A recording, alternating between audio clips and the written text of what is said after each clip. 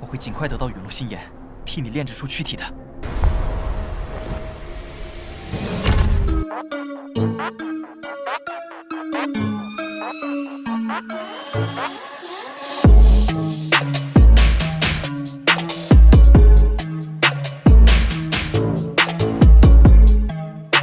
Halo guys, kali ini Mimin akan kasih video kedua buat kalian yang selalu stay di sini.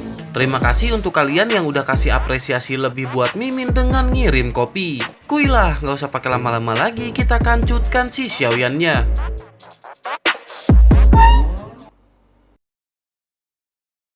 Cerita masih berkancut dengan Xiaoyan yang berhasil menahan serangan dari Ling Kuan. Para pasukan Black Summer Army pun seketika menjadi terkejut. Mereka tidak pernah mengira bahwa Ling Kuan akan dikalahkan secara menyedihkan di tangan Xiaoyan. Mereka telah dengan jelas melihat pertukaran yang seperti kilat sebelumnya, dan Xiaoyan pada saat itu bahkan tidak menggunakan satupun teknik Do dari awal. Dengan kata lain, bahkan Xiaoyan hanya mengandalkan Doki di dalam tubuhnya, namun ia tidak hanya berhasil memblokir semua teknik Do Ling Kuan, tetapi juga telah menangkap tangan Ling Kuan. Pembicaraan samar pun segera terdengar yang berkata bahwa apakah benar ia adalah sampah dari klan Xiao yang dibicarakan oleh Komandan Ling Kuan. Kekuatan yang seperti itu bahkan di antara anggota generasi muda klan Gu ia bisa masuk ke dalam 10 besar. Di sisi lain, dua tetua yang menemani Sun Er segera berkata bahwa pengalaman bertarung dari bocah kecil ini jauh lebih besar jika dibandingkan dengan pengalaman bertarung dari Ling Kuan. Apalagi dokinya benar-benar sangat kokoh dan tubuhnya memiliki fondasi yang sangat kuat. Sementara itu Sun Er yang berada di samping dua tetua tidak merasa sedikit pun terkejut dengan pertempuran seperti kilat barusan. Tentu saja Sun Er memiliki pemahaman yang sempurna mengenai kekuatan Xiaoyan.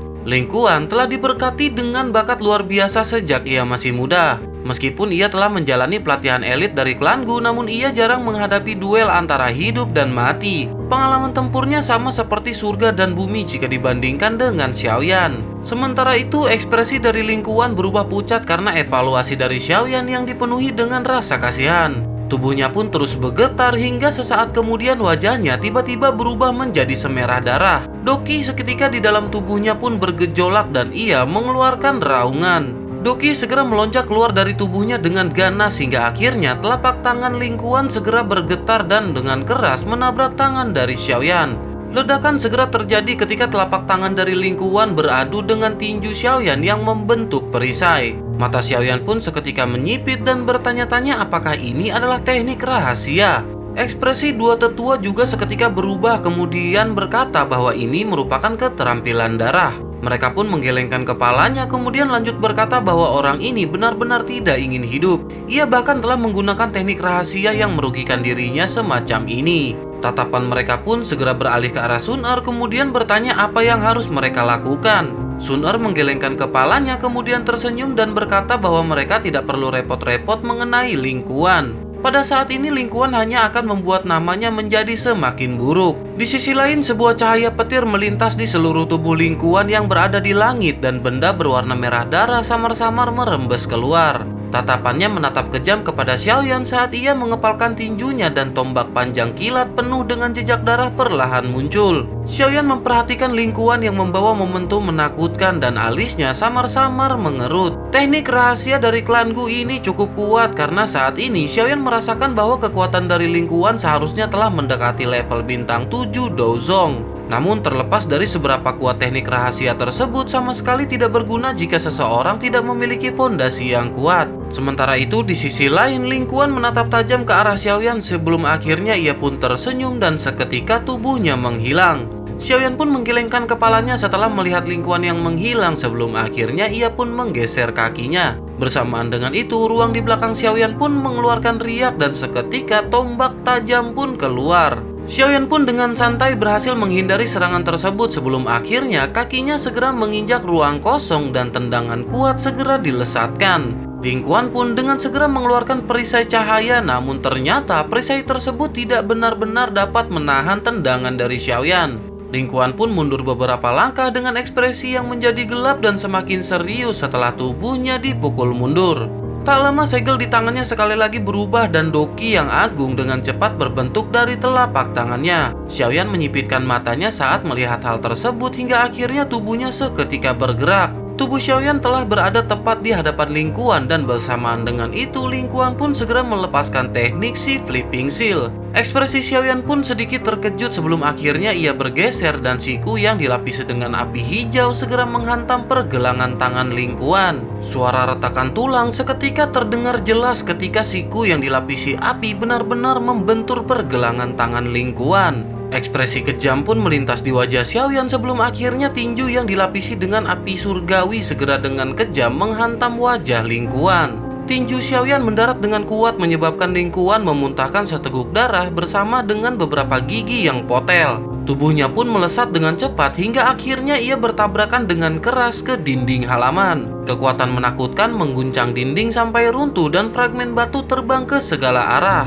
Setelah itu Xiaoyan pun segera melambaikan tangannya dan kekuatan hisap segera melonjak menarik Ling Kuan ke telapak tangannya. Ia pun segera berkata apakah sampah dari klan Xiao ini memiliki kualifikasi untuk mengevaluasi komandan Ling Kuan. Ling Kuan pun hanya mampu terdiam saat ia melihat wajah Xiaoyan yang tersenyum dan matanya akhirnya mengungkapkan beberapa teror. Tak lama, Xiaoyan pun dengan erat memegang leher Ling Kuan di tangannya hingga akhirnya ia pun segera melemparkan tubuh Ling Kuan dengan kejam mengirimnya ke pilar batu pavilion. Ling Kuan pun tidak bisa menahan untuk memuntahkan seteguk darah segar setelah menerima pukulan berat yang begitu kuat.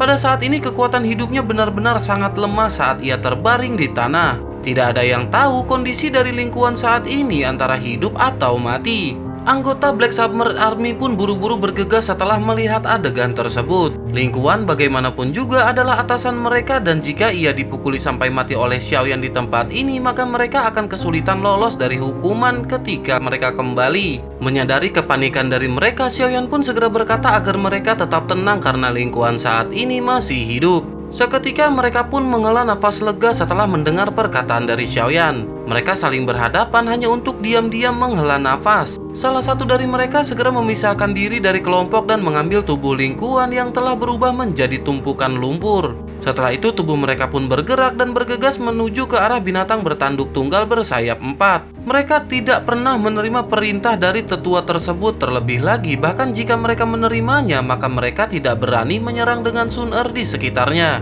Lagi pula mereka tidak memiliki dukungan yang sama seperti yang dimiliki Ling Kuan di belakang mereka. Sementara itu di sisi lain pria tua berjubah hitam segera melirik ke arah Xiaoyan kemudian tertawa dan berkata bahwa serangan Xiaoyan benar-benar sangat kejam. Kemungkinan Ling Kuan akan membutuhkan 2 hingga 3 bulan untuk pulih sepenuhnya dari cedera tersebut. Selain itu, bahkan jika ia benar-benar pulih, maka kemungkinan ia akan menderita beberapa gejala sisa. Xiaoyan pun tersenyum sebelum akhirnya tatapannya segera beralih ke arah Sun Er kemudian bertanya apakah Sun Er akan pergi sekarang. Sun Er dengan lembut mengangguk dan menyadari bahwa ia hanya bersama Xiaoyan untuk sementara waktu namun kelompok Ling Kuan sudah mengejarnya. Jika ia tinggal sedikit lebih lama, kemungkinan orang-orang yang akan datang berikutnya memiliki kekuatan yang lebih kuat jika dibandingkan dengan Ling Kuan. Terlebih lagi jika pihak lain masih bersikeras untuk membawa Xiaoyan kembali ke klan Gu, maka akan terjadi banyak permasalahan. Di sisi lain, Xiaoyan hanya mampu menghela nafas sebelum akhirnya berkata agar Sun Er menunggu Xiaoyan di klan Gu. Setelah Xiaoyan berpartisipasi dalam pil gathering dan menyelamatkan Yao Lao, maka ia akan pergi ke klan Gu untuk mencari Sun Er. Sun Er pun tersenyum manis saat melihat ekspresi serius dari Xiaoyan. Ia dengan lembut mencondongkan dagunya yang seputih salju dan berkata bahwa Sun Er akan menunggu kakak Xiaoyan.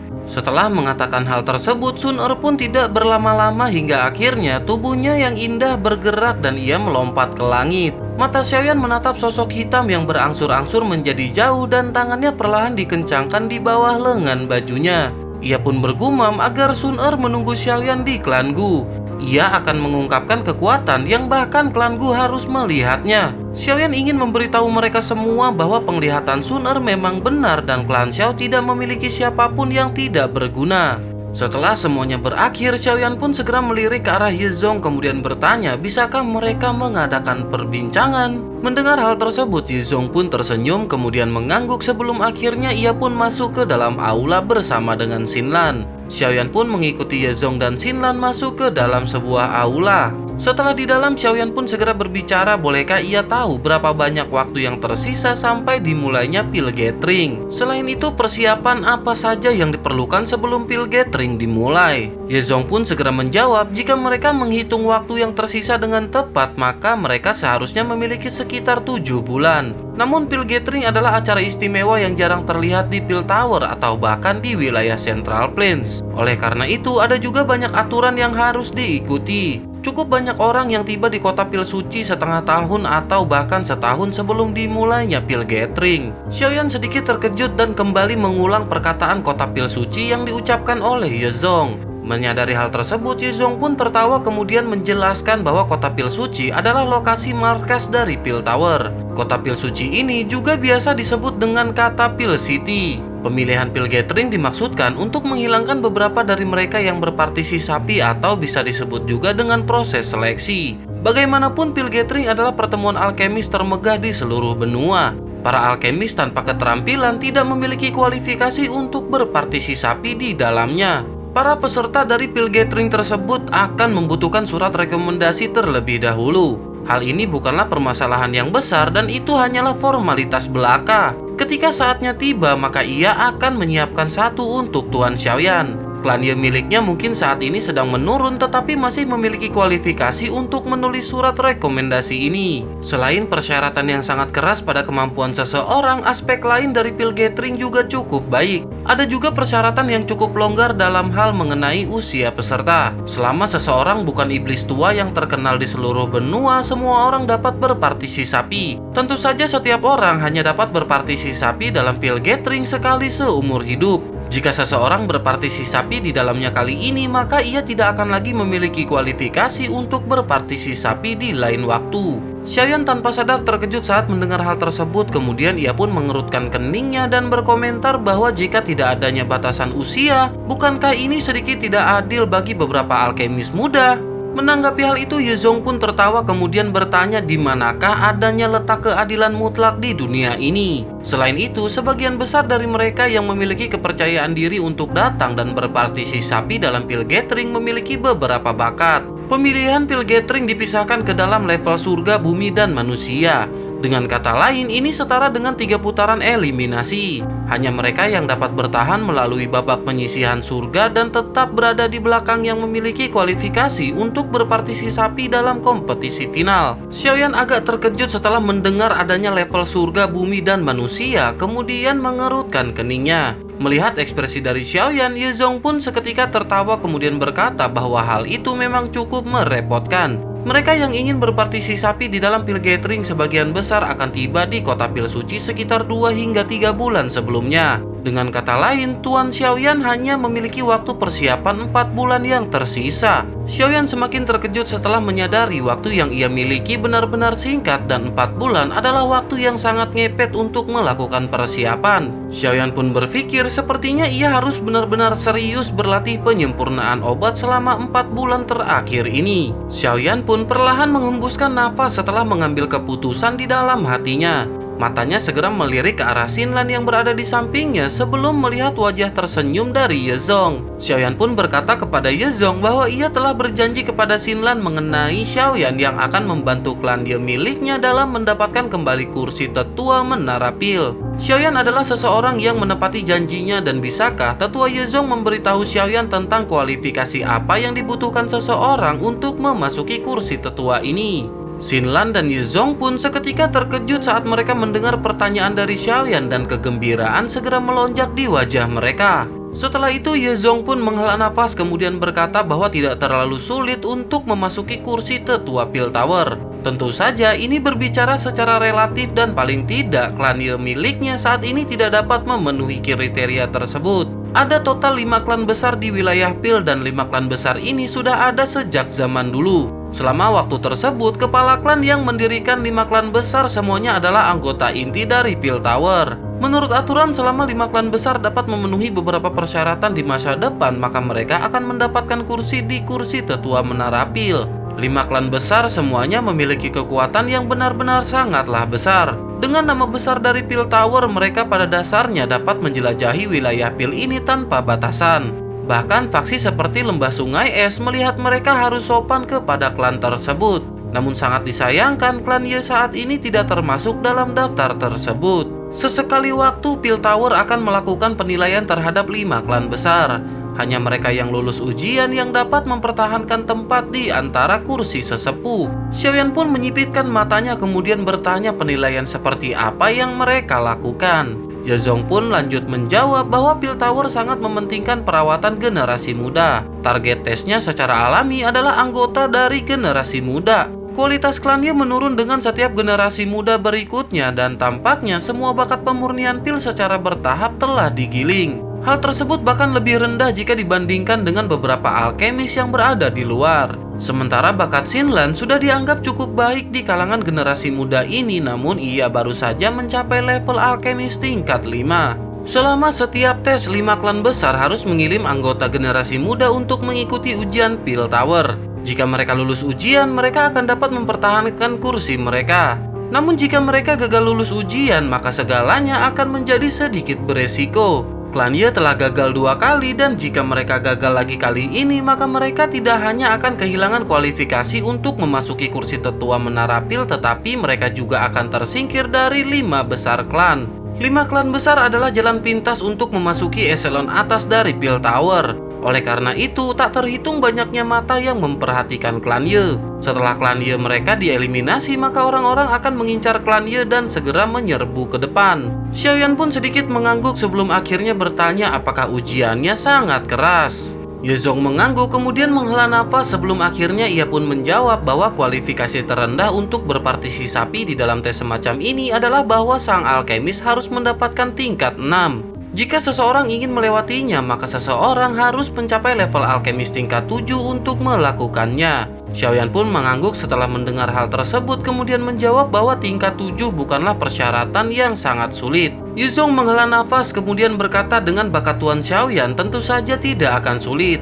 Namun siapa di antara anggota klan Ye yang lebih muda yang dapat mencapai tahap tersebut? Selain itu, yang lebih buruk adalah klan Ye telah gagal 2 kali selama tes ini. Kali ini mereka harus benar-benar masuk ke 3 besar agar mereka benar-benar dianggap lulus. Xiaoyan terkejut setelah mendengar perkataan dari Yezong hingga akhirnya ia pun lanjut menjelaskan. 4 klan besar lainnya tumbuh lebih cepat daripada klan Ye. Ada juga banyak individu berbakat di dalam klan tersebut. Meskipun mereka mungkin tidak mengirim elit di antara generasi muda mereka untuk berpartisipasi, mungkin masih sangat sulit bagi klan Ye mereka untuk mendapatkan 3 besar bahkan jika mereka benar-benar memiliki alkemis tingkat 7 muda. Xiaoyan pun tanpa sadar menggelengkan kelapanya sebelum akhirnya ia pun merenung. Setelah agak lama, Xiaoyan pun berkata kepada Yezong agar ia menyerahkan soal ujian kepada Xiaoyan. Namun yang mengganjal di pikiran Xiaoyan, bisakah seseorang mendapatkan bantuan dari orang luar untuk ujian semacam itu? Yezong pun menggelengkan kelapanya sebelum akhirnya ia pun berkata bahwa hal itu tidak dapat dilakukan. Namun ada cara lain untuk menjadi fleksibel, tetapi Tuan Xiaoyan harus sedikit menderita karena hal tersebut. Xiaoyan sedikit tercengang kemudian bertanya apakah yang dimaksud oleh tetua Yezong. Yezong pun ragu-ragu sejenak sebelum akhirnya ia melirik ke arah Xinlan dan berkata saat memperkenalkan Xiaoyan ke Pil Tower, mereka dapat mengatakan bahwa Tuan Xiaoyan adalah menantu dari klan Ye. Ekspresi Xiaoyan segera berubah setelah mendengar solusi dari Yezong. Ia dengan sungguh-sungguh berkata, bukankah ide ini terlalu gila? Tidak apa-apa karena Xiaoyan adalah seorang pria, tetapi bagaimana dengan pihak wanita akan berinteraksi dengan orang lain di masa depan? Yezong pun segera menghela nafas kemudian berkata agar Tuan Xiaoyan jangan terlalu khawatir. Hal ini adalah cara formal mereka untuk menyapa ke Pil Tower. Tidak akan ada yang meminta Xiaoyan untuk mengambil tanggung jawab sedikit pun untuk hal tersebut. Klan Ye telah mencapai titik di mana situasinya adalah antara hidup dan mati. Semua anggota klan Ye telah siap untuk mengambil taruhan terakhir dan harga diri mereka adalah sesuatu yang harus dipertahankan. Selama klan Ye dapat lulus ujian kali ini, maka klan Ye akan dapat memperoleh kembali kursinya. Dengan demikian mereka akan memiliki cukup waktu untuk berkembang. Tuan Xiaoyan tidak akan lagi memiliki hubungan dengan klan Ye setelah ujian selesai. Xiaoyan menghela nafas tak berdaya setelah melihat wajah tua Yezong yang memohon. Orang tua ini tampaknya benar-benar berada di jalan buntu. Jika Xiaoyan berbalik dan pergi sekarang, kemungkinan klan Ye akan benar-benar menurun. Di masa depan mereka hanya akan menjadi klan biasa, dan selain itu tanpa perlindungan dari Pil Tower, beberapa musuh mereka akan menjadi tak kenal takut.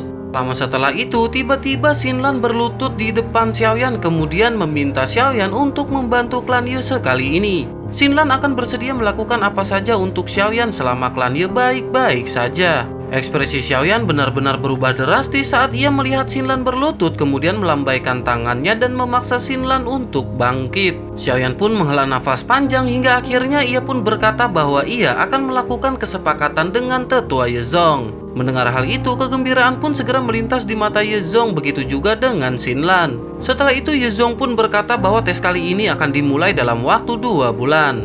Oleh karena itu, mereka harus segera tiba di kota Pil Suci 2 bulan dari sekarang. Jika Tuan Xiaoyan membutuhkan bahan obat apapun selama periode waktu ini, jangan ragu untuk memberitahu Yezong dan klan Ye akan membantu mempersiapkan segalanya untuk Xiaoyan. Xiaoyan pun sedikit terkejut setelah mendengar waktu 2 bulan benar-benar sangatlah singkat.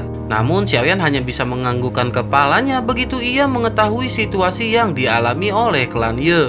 Merasa semua pembahasan telah selesai, Yezong pun buru-buru menarik Xinlan pergi dan meninggalkan Xiaoyan sendiri di dalam aula. Singkat cerita, Xiaoyan pun telah berada di ruangannya dan meningkatkan kemampuannya dalam memurnikan pil obat. Pada saat ini Xiaoyan benar-benar memanfaatkan waktu yang tersisa untuk meningkatkan kemampuannya di bidang alkemis. Proses penyempurnaan pil Xiaoyan ini berlangsung selama sebulan penuh. Selama sebulan ini, apa yang ia dapatkan juga cukup mempesona dengan jumlah pil obat tingkat 7 tingkat rendah dan menengah yang telah berhasil disempurnakan terus meningkat. Xiaoyan bahkan secara bertahap menjadi mahir dalam memperbaiki pil obat tingkat 7 tingkat tinggi setelah banyaknya kegagalan.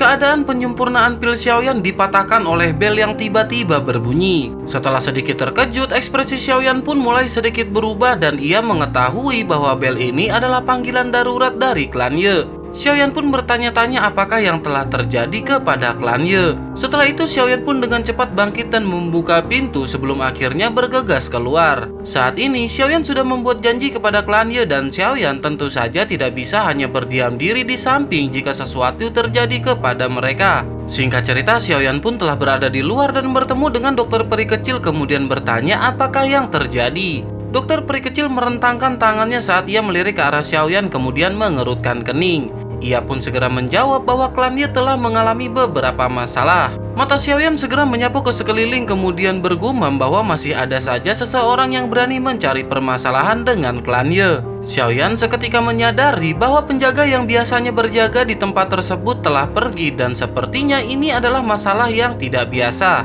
Dokter peri kecil pun mengangguk kemudian berkata bahwa orang-orang yang datang kali ini bukanlah faksi biasa. Dokter peri kecil tampaknya telah memahami sesuatu kemudian lanjut menjelaskan bahwa mereka adalah klan Chao, salah satu dari 5 klan besar di wilayah Pil. Xiaoyan pun mengerutkan keningnya kemudian menyadari bahwa klan Chao ini dianggap sebagai bagian dari eselon atas Pil Tower.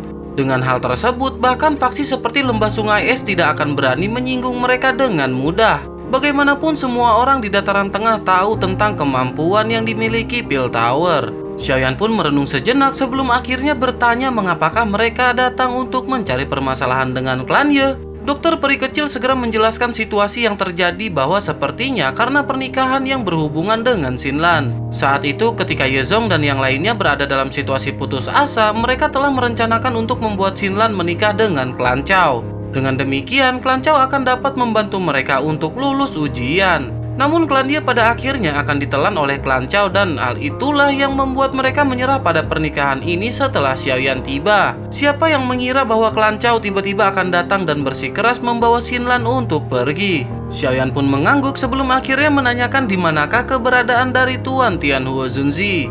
Dokter peri kecil segera berkata bahwa ia sudah berada di halaman depan berjaga-jaga dan mencegah klan Chao menggunakan kekuatan. Xiaoyan pun mengangguk kemudian merenung sejenak sebelum akhirnya berbalik dan menuju ke halaman depan bersama dengan dokter peri kecil. Sementara itu di halaman yang luas, kerumunan manusia terbagi menjadi 2 kelompok. Di satu sisi adalah kelompok dari klan Ye, sementara di sisi lain ada hampir 100 sosok manusia berjubah merah pucat. Terlihat sosok pria tua berjubah abu-abu bersama dengan seorang pemuda yang memimpin kelompok mereka. Pemuda berjubah alkemis dengan lencana di dadanya yang menunjukkan bahwa sosok tersebut merupakan alkemis tingkat 7. Tak lama, Yezong pun berkata kepada pemuda berjubah alkemis yang bernama Cao Dan bahwa klan Ye memang bersalah karena mencabut perjanjian saat itu. Namun klan Cao tidak memprotes keputusan tersebut sebelumnya dan mengapa saat ini telah terjadi kericuhan.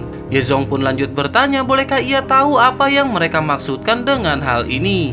Menanggapi perkataan dari Yezong, pria muda bernama Cao Dan pun segera tertawa kemudian berkata bahwa tetua Yezong pasti bercanda. Bagaimana peristiwa besar seperti pernikahan bisa dianggap sebagai permainan di anak-anak? Namun bagaimana dengan nama baik dari klan Yezong di luar sana saat ini karena Yezong tiba-tiba menariknya kembali? Setelah mengatakan hal itu, Cao Dan pun segera menjentikan jarinya dan seketika api melompat di ujung jarinya. Ia segera melirik ke arah Yezong kemudian berkata mungkinkah tetua Yezong sengaja bermain dengan klan Cao. Ekspresi Yezong seketika berubah setelah mendengar perkataan dari Cao Dan. Tak lama, Xinlan yang berwajah hijau dan tidak tahan dengan sikap Cao Dan pun segera berkata bahwa lebih baik Cao Dan tidak mencoba memutarbalikan kata-katanya. Semua orang tahu ambisi liar dari klan Cao yang ingin menelan klan Ye miliknya. Cao Dan tidak perlu menggunakan masalah seperti itu sebagai alasan. Terlebih pernikahan ini hanya pada tahap awal di mana masih bersikap dipertimbangkan. Tidak ada keputusan yang nyata yang akan dibuat, oleh karena itu klan Ye memiliki hak untuk mencabutnya. Xinlan tidak akan menikah dengan klan Cao dan mereka akan memperlakukan semua ini seperti tidak ada di masa depan. Xinlan berharap Tuan Muda Cao Dan tidak akan terus mengganggu klan Ye karena permasalahan ini. Cao Dan pun menyipitkan matanya setelah ia mendengar perkataan tersebut. Ia pun tersenyum kemudian berkata bahwa klan Ye ini benar-benar memiliki beberapa kemampuan. Apakah mereka benar-benar berpikir bahwa klan Ye bisa mendapatkan kembali kejayaannya pada saat itu setelah pertempuran besar di kota Ye? Klan Cao bukanlah lembah sungai es. Wajah Yezong pun menjadi hijau ketika ia mendengar Cao Dan bersikap blak-blakan seperti itu. Namun pada saat ini ia benar-benar tidak berani mengatakan apapun untuk membantahnya. Tak lama, pria tua berjubah abu-abu di samping si pemuda pun ikut berbicara bahwa ada sesuatu yang tidak bisa ditarik kembali setelah dikatakan. Karena Yezong telah menyebutkannya, maka klan Cao akan kehilangan banyak muka jika ditarik kembali. Selain itu, menikah dengan klan Cao juga akan sangat bermanfaat bagi klan Ye. Hari ini mereka datang ke klan Ye atas perintah dari kepala klan Cao dan harus membawa Xinlan pergi bersama mereka. Ekspresi Yezong pun berubah setelah mendengar perkataan tersebut. Namun ia sedikit takut ketika melihat pria tua berpakaian abu-abu di hadapannya. Ia pun dengan pahit menjawab bahkan Luo Yizunzi secara pribadi telah datang. Pernikahan dengan klan Cao mungkin untuk sementara menyelesaikan permasalahan mendesak mereka. Tetapi klan Ye ini kemungkinan besar harus mengubah nama keluarganya menjadi Cao di masa depan. Karena itulah maka Yezong tidak bisa meneruskan perjanjian tersebut. Mendengar hal tersebut, pria tua berpakaian abu-abu pun segera menggelengkan kepalanya. Ia perlahan menggeser kakinya ke depan dan seketika aura menakutkan segera muncul entah dari mana. Tekanan tersebut pun menyebabkan wajah beberapa anggota dari klan Ye yang lebih lemah segera menjadi pucat. Bersamaan dengan aura kuat yang menyebar, tiba-tiba sosok tua pun seketika muncul di depan kelompok Yezong. Kakinya segera menginjak tanah hingga akhirnya riak tak terlihat segera menyebar dari kaki tersebut. Pada saat yang bersamaan, aura besar dan kuat lainnya segera menyebar menghalangi aura menakutkan dari pria tua berpakaian abu-abu. Tianhuo Zunzi segera berkata meskipun klan Cao kuat, namun hal itu benar-benar tidak memiliki sikap sebagai klan besar dengan menggertak orang menggunakan kekuatannya. Kemunculan tiba-tiba dari Tianhuo Zunzi telah menyebabkan pria tua berpakaian abu-abu pun sedikit terkejut. Cao Dan yang berada di sampingnya juga sedikit mengerutkan kening sebelum akhirnya berkata bahwa junior ini adalah Cao Dan. Masalah hari ini adalah sesuatu antara klan Cao dan klan Ye. Ia berharap senior tidak akan ikut campur tangan dan jika senior memiliki masalah tentang pemurnian pil di masa depan, maka senior mungkin dapat menemukan klan Cao miliknya. Menanggapi hal itu, Tianhuo Zunzi pun tersenyum kemudian berkata dengan samar bahwa hal itu tidak diperlukan. Ia secara alami memiliki orang yang lebih cocok untuk dicari jika ia ingin memperbaiki pil obat. Selain itu, ia telah ditugaskan olehnya untuk menjaga klan Ye dan bagaimana mungkin ia tidak akan ikut campur. Ekspresi Cao Dan pun sedikit berubah setelah ia menyadari bahwa Tianhuo Zunzi tidak memberinya wajah apapun. Ia pun segera memperingatkan dengan suara serius bahwa permasalahan hari ini adalah perintah dari kepala klan. Orang itu harus pergi bersama dengan mereka dan jika ada yang berani menghalangi maka orang itu akan menjadi musuh klan Chow. Ekspresi anggota klan Ye menjadi jelek setelah mereka mendengar kata-kata yang diucapkan oleh Chow Dan. Aula besar pun seketika menjadi sunyi sebelum akhirnya tawa dengan dingin tiba-tiba terdengar memecahkan suasana. Yezong Xinlan bersama dengan anggota lainnya di aula terkejut dan kegembiraan pun seketika melonjak ke wajah mereka. Sosok Xiaoyan segera muncul dan tertawa kemudian berkata bahwa klan Chow benar-benar mengesankan. Namun meskipun begitu, Xiaoyan pasti melindungi orang-orang dari klan Ye hari ini. Menyadari hal tersebut, Chow Dan pun seketika memperhatikan Xiaoyan dan dokter peri kecil yang berjalan mendekat. Ia bertanya-tanya mengapa klan Ye tiba-tiba menjadi begitu kuat dan mereka telah menemukan cukup banyak ahli untuk membantunya. Sementara itu di sisi lain, Xiaoyan menatap pria di hadapannya yang tampak sangat muda. Matanya berhenti sejenak pada lencana di dadanya dan beberapa kejutan melintas di mata Xiaoyan. Klan Chow memang layak menjadi keluarga alkemis karena generasi muda yang telah dipersiapkan sebenarnya benar-benar sekuat ini. Ini adalah pertama kalinya selama bertahun-tahun bagi Xiaoyan melihat seorang alkemis tingkat 7 yang begitu muda.